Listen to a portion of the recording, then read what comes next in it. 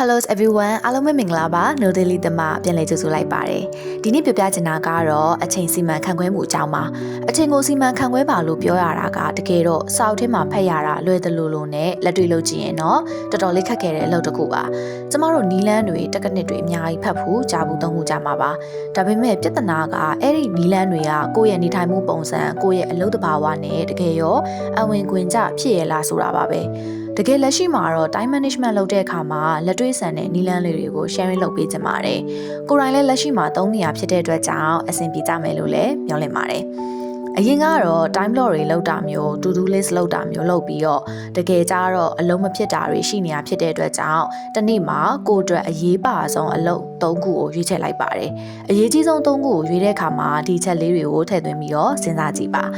အရေးကြီးဆုံး၃ခုကိုရွေးတဲ့အခါမှာအခက်ခဲဆုံးအလုပ်ရလက်ထွက်ဆုံးအလုပ်နဲ့ကိုယ့်ရဲ့ရေရှည်ပန်းနိုင်တွေအတွက်လှုပ်ဆိုပြီးတော့ခွဲခြားပြီးတော့ရွေးချယ်ပါတယ်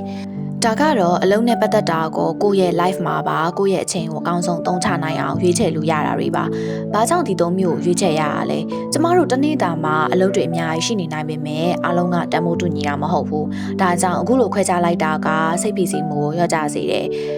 မနက်ခင်းမှာနံပါတ်1အခက်အခဲဆုံးအလုပ်ကိုအရင်လုပ်ရမယ်။အရင်ဆုံးပြီးအောင်လုပ်တဲ့အခါမှာဆိုရင်ကျန်တဲ့တနေ့တာအားလုံးမှာစိတ်ပေါ်ပါသွားပြီးတော့တခြားအလုပ်တွေကိုပို့ပြီးတော့အာရုံစိုက်လိုက်နိုင်ပါတယ်။နံပါတ်2ရလက်ထွက်ဆုံးအလုပ်ကိုအာရုံစိုက်ခြင်းကဆိုရင်အလုပ်များနေအောင်မဟုတ်ပဲနဲ့အလုပ်ဖြစ်နေတာကိုသိကြစေပါတယ်။နံပါတ်3ရေရှည်ပန်းနိုင်အတွက်အလုပ်လုပ်ခြင်းဟာဥပမာစာဖတ်တာဘာသာစကားလေ့လာတာကိုနေ့စဉ်15မိနစ်ပဲဖြစ်ဖြစ်ထည့်လုပ်ခြင်းကရေရှည်မှာကိုအံ့ဩသွားလောက်တဲ့ပြောင်းလဲမှုတွေပေးနိုင်လို့ပါ။အကုန်လုံးခြုံပြောရရင်တော့အချိန်စီမံခန့်ခွဲမှုဆိုတာအချိန်တွေကိုအတင်းကျပ်ထိန်းချုပ်တာမျိုးမဟုတ်ပဲနဲ့ကိုယ့်ရဲ့ဦးစားပေးမှုကိုမှန်မှန်ကန်ကန်ရွေးချယ်တတ်ဖို့ဖြစ်ပါတယ်။အခုပြောပြခဲ့တဲ့အချက်၃ချက်ကိုပဲအာရုံစိုက်ကြည့်ပါ။တစ်နေ့ကိုဒီ၃ကိုပြအောင်လုပ်ကြည့်ပါ။ဒါဆိုရင်အရင်ငါထပ်ပို့ပြီးတော့အစီအစဉ်ကျလာတာကိုတိတိတတ်ခံစားရမှာပါ။ကဲကိုယ့်ရဲ့အရေးကြီးဆုံးအလုပ်၃ခုကိုအခုပဲစာအုပ်ထဲမှာပဲဖြစ်ဖြစ်ဖုန်းထဲမှာပဲဖြစ်ဖြစ်ချကြည့်လိုက်ပါအောင်။တကယ်ကျွန်းတို့ရွေးချယ်ထားတဲ့အရေးကြီးဆုံး၃ခုတွေကတစ်ခုခုကိုလည်း comment မှာမျှဝေပေးပါအောင်နော်။အားလုံးပဲအချိန်ကိုအကျိုးရှိရှိအသုံးချနိုင်ပါစေ။နောက်ဗီဒီယိုမှာပြန်တွေ့ပါမယ်